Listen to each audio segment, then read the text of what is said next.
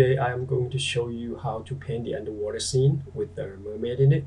This is a very quick painting. It's one of my speed painting. I spent about 30 minutes on it. And before we start to go into the painting tutorial or the painting process, I just want to show you some tip and trick that I usually do.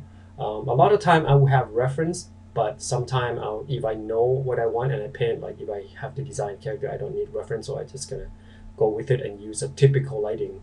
But since this one is an underwater, painting underwater, I'm going to need a reference so that I can make it look realistic within a short amount of time, which is 30 minutes. I will look around for the reference. Like this one I have reference, I look for orca and I have a similar lighting situation and I borrow it. And so when I was thinking about doing a mermaid, which the topic was like mermaid was dancing in the water, and so I just look up a bunch of dolphin and I try to look. What I'm looking for is I'm looking for mood, lighting. But when you're trying to use reference, to use it wisely, and a lot of concept artists use reference just for lighting, for mood, for color. And in this one I just borrowed the lighting and the color, if you notice. And then I have this splash and thing, which this one didn't have, which I borrowed a certain element from the previous one that I painted because I thought that was effective, so I kind of put it to this one. And then I put some movement here, like some bubble to create the movement that she's like waving her hands and her tails, and trying to make it a little more fantasy like in the kind of realm. So I first start off with the color scheme, which is blue. You can start off with anything, in what your color scheme is, maybe the warm blue or the cool tone. In this one I start out with blue, or you can start out with gradient, it doesn't matter, or some with texture. But since it's water, water doesn't have a lot of texture in the background, so the clean set of blue would be better. And I make another layer to get the character. And when you lay down the shape, it's really important that you make sure that when paint, trying to get the most accurate shape possible. And I'm getting pretty used to doing this because I do a lot of gesture drawing, and gesture drawing is probably one of my favorite. And it's get me to minimize my line work, and I kind of apply that onto my painting. But painting, rather, you gotta take care of the shape. So the best way to go about it is that I usually use the flat brush mostly to get the shape down, and erase with a flat brush also. So by erasing and painting at the same time, erasing to get shape and painting, you can get a faster workflow that way. So you don't have to like go and changing your brush all the time. So you can just paint big and then erase the certain part, and it make your work a lot cleaner too, because you don't paint over the stuff that you already paint on. So now I'm just getting the shape of her body and her hair, and it seems like it's going nice. And I'm trying to make the initial stroke that I put on, they are usually very big brush shape. I don't concern so much about the detail because that's come later. And if you notice, a lot of good painting, a really good one that have good set of lighting and everything, you don't tend to see everything. Like sometimes they'll leave shadow in the silhouette, but what you see in the light, that's what matters the most. And trying to get your big shape and composition good, then I think the rest will take care of itself. And if your painting has a pretty good foundation to begin with, then the rest of them will work out just fine. And now I'm trying to add the lighting that I've seen from that dolphin image. So it's kind of a little darker below and kind of on top. But I think in this initial painting, I'm trying to get the color palette of that orca instead of that dolphin. I changed it into dolphin a little later using color balance and level. So now I'm trying to adding some light coming on top. As you can see, the ray light that I drew. And now I'm also trying to add some sort of foam and bubble to create a movement, and that I use a texture brush and try making a lighter, so to create that bubbly foam, because usually when you see it under the water, they get a little lighter because they might contain some air in it. I'm not sure, but possibly yeah, because those dolphins can create some air inside the water and it's get lighter.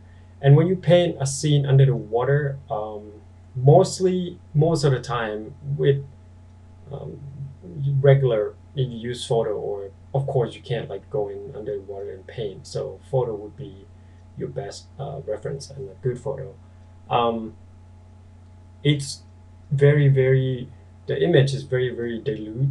It could be vibrant with the blue, but most of the time a lot of the stuff you've seen you will see it will be blue, and sometimes it could get really blurry and foggy. um, Once in a while you get a really good reference, like the one that I've found. You get like a really sharp image and better lighting situation, especially if it's closer to the surface.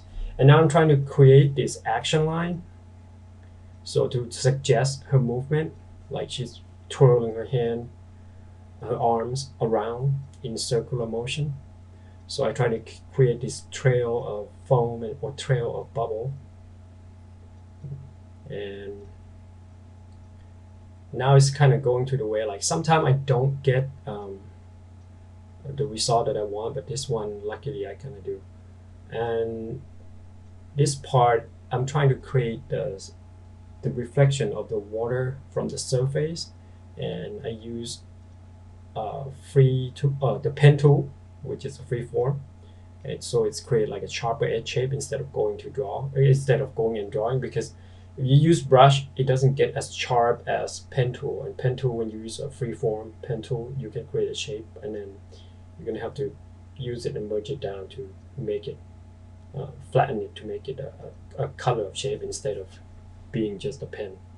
And now I'm adding some different kind of warmer shade of lighter color, almost white, but they're not. They in the a little lesser saturation than the blue that I had before that. And now I'm kind of adding a lighter shade on top to create kind of like a mirror, because sometimes if you observe water carefully underwater and you look up, in most photograph, when you're looking up on the surface of the water, it creates the image that sort of look like water. I mean mirror. So yeah. And now I'm trying to make the lower part of the image darker. And now I think I'm kind of looking at the image and sort of thinking. Sometimes thinking takes a lot of time. And now I'm trying to add lighting onto it to create form. So when you add lighting, just think of the form that you're trying to paint in terms of three-dimensional. So it's you have an idea of how the light will wraps around it and how it will create the shadow. And try thinking.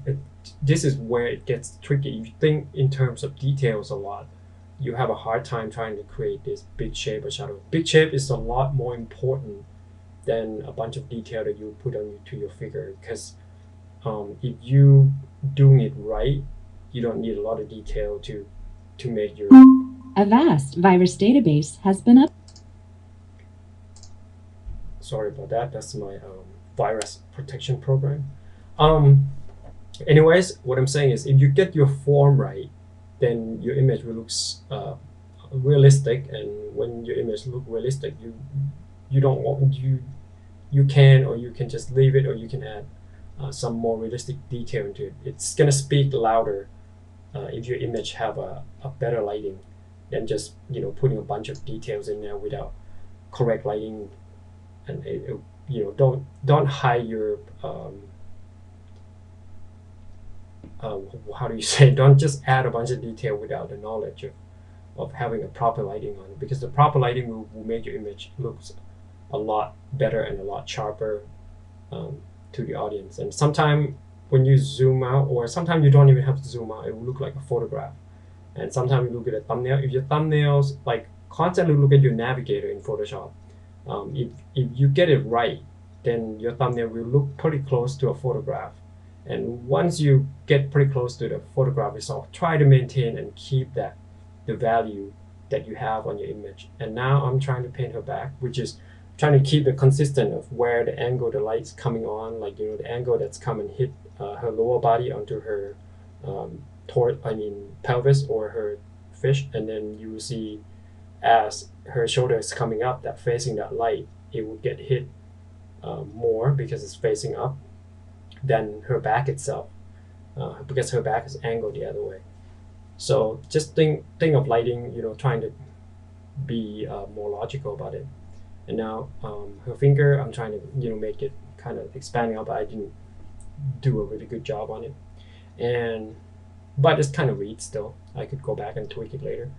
And now I have an idea of instead of making her face right off the bat, I'm just gonna try to give it a suggestive sort of face, like giving her a mysterious look, like having it more of like an underlighting instead of just the regular mermaid face, because it give her an air of mysterious or some mythical creature. And not successful in doing a lip, so I'm just gonna do her upper lips, since all the um, that would probably be the glow light from her face instead of the light that came from the water. So it's kind of give it a weird look. So pretty much the rest of her body have the same lighting, which is the light that came from above. But when I am painting her face, I have her face. I have an idea of having her facial feature glow rather than using the light from above. Which, if I use a light from above, you probably wouldn't see her face that well anyway. So I have an idea of, like, some deep sea creature has this glowing light from itself. So I solved the problem by maybe I would just apply that to her face, which kind of give her a unique sort of look. And now I'm going to refine. Since I have the body as a separate layer, I can go in and use an eraser and refine her body a little more to make it a little more um, anatomical correct, and add some shadow to make her body a little more give some definition to her muscle, to her forearm and things. It's not like super accurate, but it's to read as a female body. So just little things, little corner, little accentuate the shape here and there. It helps a lot with your image, especially in the silhouette. At this stage, it's kind of help if you have a really good silhouette or good shape or good composition, good foundation to start with. It's a lot easier to bring it out to the next level, like what you're seeing in my painting the elephant. So when you start out with a good foundation, the rest of them is just gonna make it much easier for you to refine it. So in painting, just do a lot of thumbnails, do a lot of comps. It will help you get the better result of, instead of just painting um, no with no idea where you're going, or just keep painting. I mean, it's good for practice purpose, but when you're trying to do a real piece, then you're gonna have to start out with a bunch of thumbnails, like a lot of people in the studios doing. So, anyways, that's just a good tips. And now I'm just adding her uh, a tiny little scale texture on the tail, because I don't think the mermaid should have like a super big scale. And since I'm not sure, I think she's a mammal, and mammal don't usually have scale, so I was trying to give it just some little texture instead of scale. Like those dolphin, you can see a little um, tiny little spot from its skin, or the sharks. You can see a little glow, and it's really tiny. So I'm trying to kind of use that. But anyways, I'm just adding more shadow and more shadow into her face, so to make her facial feature glow a little bit more. And I have an idea of adding, sometimes ideas come when you start doing stuff. A elf ear, it doesn't make any sense, but as long as it looks good and it makes your image look better, then add it. Sometimes when you design a character or design armor or something like that, sometimes you have to make a call whether the cosmetic design over function or function over design. Depends on what you're working on and where you're at. Anyways, so here is it, the mermaid under the water. And I know some of you guys asked for the underwater tutorial, and this is it. As you can see, a bunch of them are, you know, you got a good shape, but a lot of things in the water get lost because you don't see a lot of them